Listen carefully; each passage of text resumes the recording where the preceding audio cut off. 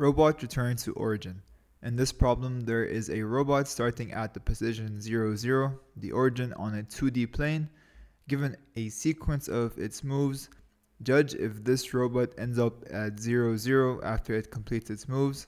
So basically, they're going to give us a string called moves, which is equal to a sequence of letters that consist of U for up, D for down, left or L for left, and there's no example but R for right. And so our robot, which starts at 0, 0, given string moves, given the first letter U, if we had a 2D plane and our robot started at 0, 0 on the bottom left of our plane, then up means it's going to move 1. So now on our plane, the robot is at position 0, 1, XY. The next letter is D, meaning it has to go back down.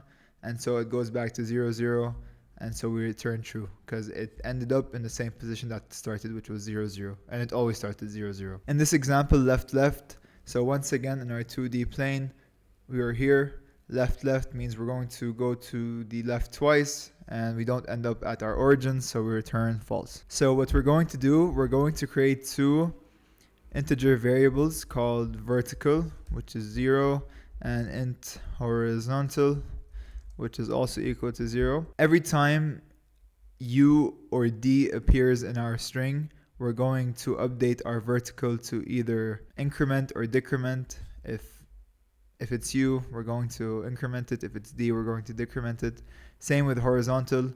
With left, we're going to decrement it, and with right, we're going to increment it. In the end, we're going to check if vertical and horizontal are both 0, then we return true. So what we're going to do is for int I equals to 0, as long as I is less than moves.length, I plus plus.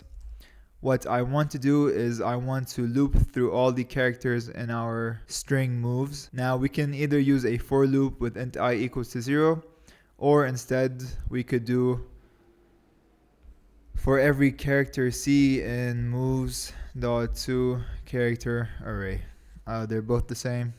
We can leave this, doesn't really matter. So now we're going to write our if cases.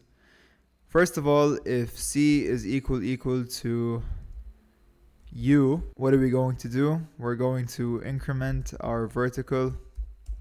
Else, if C is equal to down, then we're going to decrement our vertical. Else, if C is equal to left, or let's do right first, we're going to increment horizontal.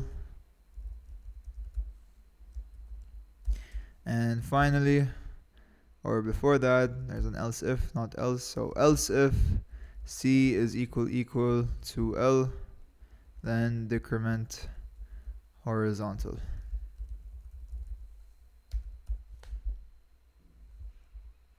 Finally, all we need to do is return vertical equal to 0 and horizontal equal to 0. So this will check if vertical is equal to 0. This will check if horizontal is equal to 0. And we will only return true if both these statements return true because of the AND condition. So let's submit our code. Small typo, I forgot to include the brackets. Let's submit again. Okay, another typo, I don't know how to spell vertical. Let's submit one more time, hopefully. All right, there we go, much better. So that was the robot return to origin problem on LeetCode. It's an easy problem. I hope you found that video helpful, and thanks for watching.